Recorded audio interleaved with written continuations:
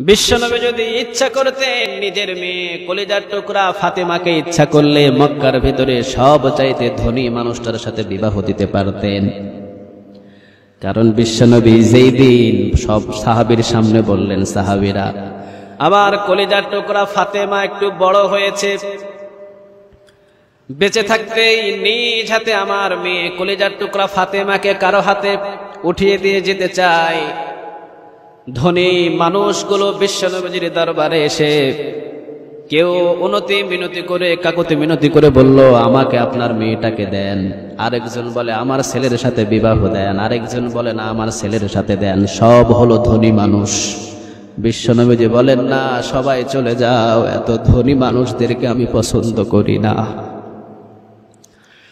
সব সাহাবী মিলে একজনকে খুঁজে পেলেন। জোরে বলেন কয়জন? তিনি হলেন হযরত আলী। হযরত আলীকে খুঁজে পাওয়ার পর সব সাহাবীরা বললেন, ফাতেমাকে মনে হয় আল্লাহ রাসূল কারো হাতে উঠিয়ে দেবে না। আলী সর্বশেষ তুমি যাও, দেখি তোমার হাতে ফাতেমারে উঠায় দেয় কিনা। আলী বললেন, এটা কোনো কথা নাকি, আমি যাইতে পারবো না। হযরত আলী কাররামাল্লাহু ওয়াজহাহু নিজে ঘরের ভিতরে ঢুকে বিশ্বনবীর সাথে সালাম বিনিময় হলো। বিশ্বনবীজি বললেন, আলী কেন আসছো? আলী বললেন, সাহাবীরা জোর করে পাঠাইছে, চলে যাইতেছি। সুবহানাল্লাহ বলেন। পাঠাইছে সাহাবীরা, আমি ইচ্ছা করে আসি নাই, আবার চলে যাইতেছি। বাকির হলেন সব সাহাবীরা। ধরল কি সংবাদ? আলী বললেন, কোন কথাই আমি বলতে পারি নাই, আমার পক্ষে সম্ভব নয়। একদিকে হলো আল্লাহর রাসূল আমার চাচাতো ভাই, আমার লজ্জা লাগে, কথা বলতে পারবো না। ফাতেমার জন্য প্রস্তাব আমি দিতে পারবো না। সব সাহাবীরা জোর করে আবার ঢুকিয়ে দিল ঘরের ভিতরে।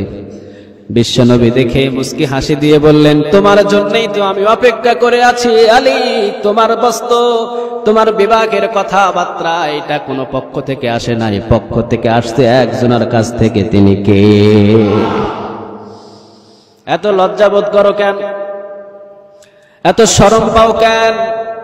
বিশ্বনবী নিজেই ফাতেমার বিবাহটা পড়িয়ে দেওয়ার পর হযরত আলীরে বললেন, আলী আমার মেয়েটারে নিয়ে যাও, তোমার ঘরে নিয়ে যাও, আমি এশার সালাত আদায় করে এরপরে তোমার ঘরে আসব। ফাতেমা চলে গেলেন আলীর ঘরে। চতুর্দিকে তাকিয়ে দেখেন কোনো ফার্নিচার নাই, ঘরের ভিতরে দামি দামি কোনো জিনিস নাই। আলীর ঘরের ভিতরে একদিকে একটা প্লেট, আরেক দিকে একটা বাটি, আরেক দিকে একটা পানির মশক, আর একটা পুরাতন খাটিয়া আর তরবারি ঢাল পড়ে আছে। ঘরের ভিতরে আর কিছু নাই। আলী শরম পায়, ফাতেমাও শরম পায়।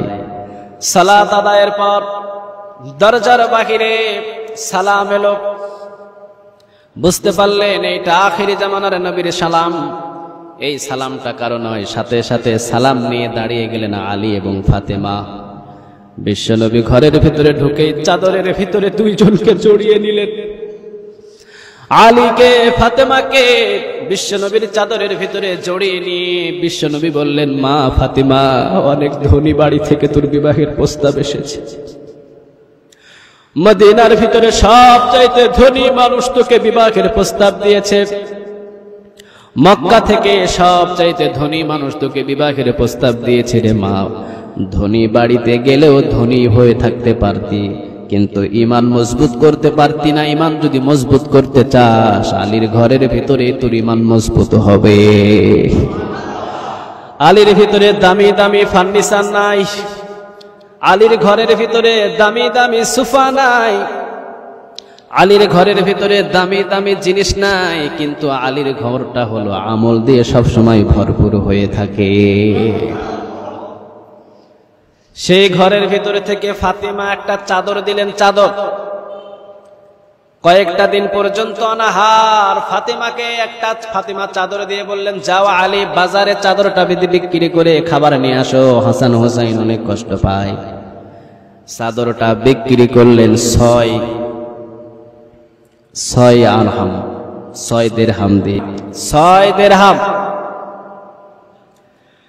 6 দিরহাম দিয়ে বিক্রি করার পর 6 দিরহাম হাতের ভিতরে নিয়ে নাচতে নাচতে বাড়ির দিকে আসবেন, এমন সময় পথের ধারে একটা ভিক্ষুকের সাথে দেখা। সালাম বিনিময় হলো। সালাম বিনিময় হয়ে বলল, আলী প্রায় 15টা দিন পর্যন্ত এই পেটের ভিতরে কোনো দানা পানি দিতে পারি নাই।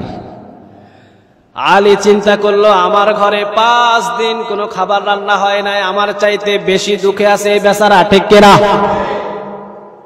হাতের ভিতরে 6 দিরহাম দিয়ে দিলেন। 6 দিরহাম, সুবহানাল্লাহ বলেন।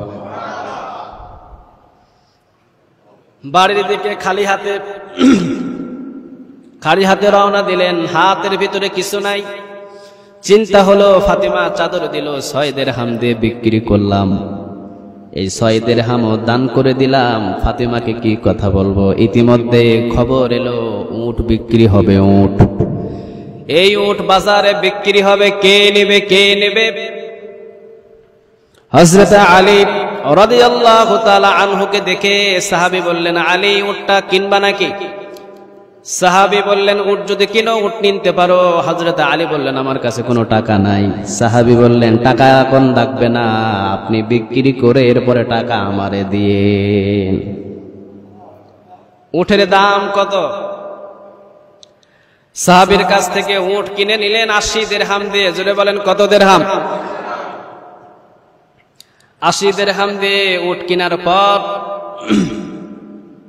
কিছুক্ষণ পরে আরেকজন সাহাবী রাস্তা দিয়ে আসার সময় বললেন, আলী উটটা আমার কাছে খুব ভালো লাগছে, বিক্রি করবা নাকি? হযরত আলী বললেন, হ্যাঁ উট আমি বিক্রি করব। দাম কত নিবা? হযরত আলী বললেন, কিনছি 80 দিরহাম দিয়ে। ব্যবসার ভিতরে সত্য কথা বলতে হবে, ঠিক কিনা? কিনছি আমি 80 দিরহাম, কিন্তু বিক্রি আমি 80 দিরহাম দিয়ে করব না। সাহাবী বললেন, কত দিরহাম দিয়ে করবা? হযরত আলী কাররামাল্লাহু ওয়াজহাহু বললেন, এখন বিক্রি করলে দিতে হবে 140 দিরহাম। জোরে বলেন, কত দিরহাম? 140 দিরহাম। সাহাবী সাথে সাথে টাকা 140 দিরহাম দিয়ে কিনে নিয়ে চলে গেলেন। সুবহানাল্লাহ বলেন। হযরত আলী যার কাছ থেকে উট কিনলেন তার কাছে 80 দিরহাম দিয়ে দিলেন। 80 দিরহাম দিলে থাকে কয় দিরহাম? সবাই তো বলে না, কয় দিরহাম? 60 দিরহাম নিয়ে চলে গেলেন বাড়িতে। বিশ্বনবী ফাতেমা বসা। হযরত আলী সালাম দিয়ে ঘরের ভিতরে ঢুকলেন। বিশ্বনবী মুস্কি হাসি দিয়ে বললেন, উটের ব্যবসা তো আজকে ভালোই হয়েছে। হযরত আলী বললেন, আপনি বুঝলেন কেমনে? হযরত আলী যখন কথা বললেন, বিশ্বনবী বললেন, আলী শোনো, যেই উটটা প্রথম তোমার কাছে 80 দিরহাম দিয়ে বিক্রি করেছিল ওইটা ছিল হযরত জিবরাইল আলাইহিস সালাম। আর যিনি 140 দিরহাম দিয়ে কিনেছিলেন উনি ছিলেন মিকাইল আলাইহিস সালাম। সুবহানাল্লাহ বলেন। আর তুমি 6 দিরহাম আল্লাহর রাস্তায় দান করলা। আল্লাহ রাব্বুল আলামিনের রাস্তায় দান করলে আল্লাহ কখনো কমায় না, দানটারে বাড়ায় দেন কে? 6 দিরহাম তুমি দান করছো, 1 দিরহামে তোমাকে 10 দিরহাম করে দিয়ে 60 দিরহামের মালিক বানায়া দিয়েছে। আল্লাহু আকবার। আল্লাহ রাস্তায় দান করলে কখনো কমে না, বাড়ায়া দেন কে? এই জন্য লোভ করা যাবে না। লোভ করা যাবে? লোভ করলে 3 জনের মতো জীবন দিতে হবে। আর হযরত আলী কাররামাল্লাহু ওয়াজহাহু, হযরত আলীর মতো যদি দান করেন 1 এ 10 দান করে দিবেন কে? আল্লাহ যেন আমাদের সবাইকে কবুল করে।